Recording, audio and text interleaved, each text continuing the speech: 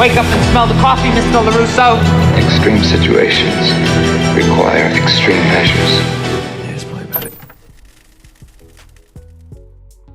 Yo guys, back to Cobra Kai Karate. Go back to a brand new video. Today we're going to talk about the best Star Wars movie potentially.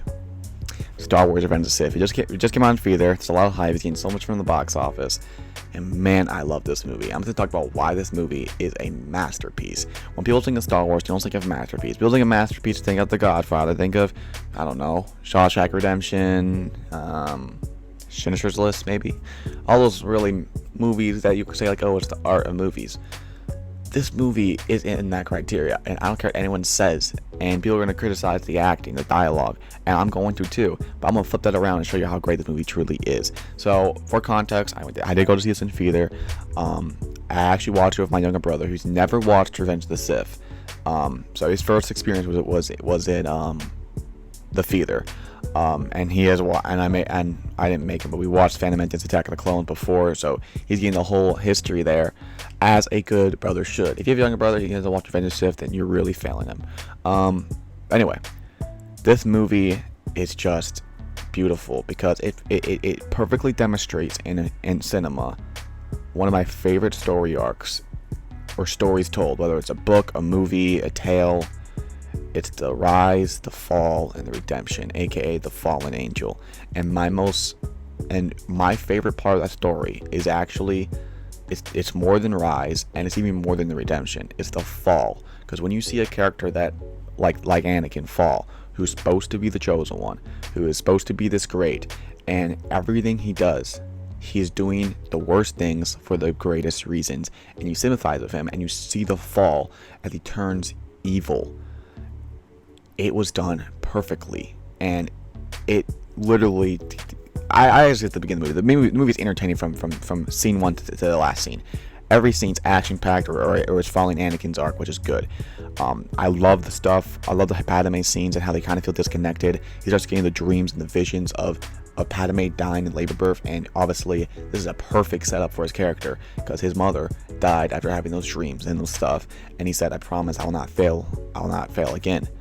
So now it's like he's driven by fear and he's driven by anything, and you understand that. Like it's not like he's doing it for no reason. He totally understands that. And when Palpatine starts to manipulate him, you start to almost not necessarily root for it, but you understand it. And when you start seeing the whole Jedi Council just repeatedly disrespect him, you're on the council, but you're not a Jedi Master. And I don't want you to go on the mission. I don't trust you. All these stuff, they just keep going after Anakin. It just feels he's helpless. And then you get Obi-Wan in the movie, who is just a fantastic character, a fantastic side character, and he has just done very well in the action, the scenes, the lines, everything was really good of him. And I have to say, Natalie Portman's acting is the best in the prequels. I mean, I thought Anakin did great in this movie, but her acting is some of the best. She's an Oscar-winning actor, obviously, so she just had great acting. And then you get to the third act of this movie. The last couple of moments is some of the best moments in cinema history to me, bro. Like, just to me personally, because you get to see Anakin finally fall, and it's an intense scene where he doesn't want to do it, but he throws Windu out the window. He's like, what have I done? But at that point, there's no going back, and you know he can't go back. And then you just see in his eyes how evil he is, where he kills the younglings, and he does all these things. And even that scene where he's, looking, and he has these evil eyes, but he has tears going down his face. It's so beautiful to watch. And then you get the final fight between Obi-Wan and Anakin. Some of the best dialogue, and by far, not even close, the greatest Star Wars fight ever.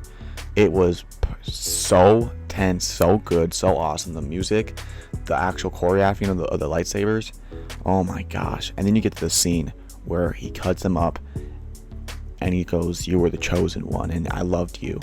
You're supposed to bring balance to the Force." All these things, you've watched this person since he was a kid, and if you watch Clone of the Wars, you saw even more of the relationship. To see it like that is just so tragic. And then you get him become Darth Vader. You get to see it actually happen, and it's perfectly done.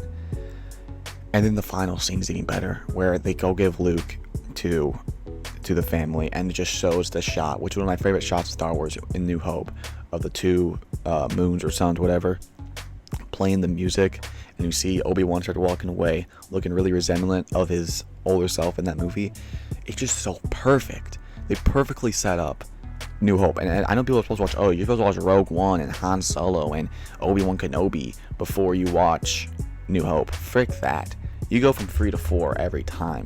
Because maybe the Obi-Wan, you could say there's some scenes in there that really impact it more. But man, it was just such a perfect setup to one of the greatest original movies of all time. I never seen a prequel deliberately set up a original, like right at that moment, to get right to it as perfectly as that did. Like, it was so good.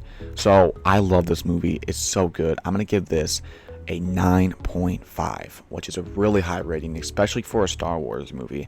And I know what my favorite movie is, and it's from the original series. And honestly, I'm starting to think if that is truly my favorite. I'm gonna have to rewatch it again, because New Hope is amazing and it saves the sequels. And what makes the movie better, it makes Phantom Menace a better movie. It makes Attack of the Clones a better movie. It makes every Star Wars movie a better movie just because of this movie. I can't get enough of it.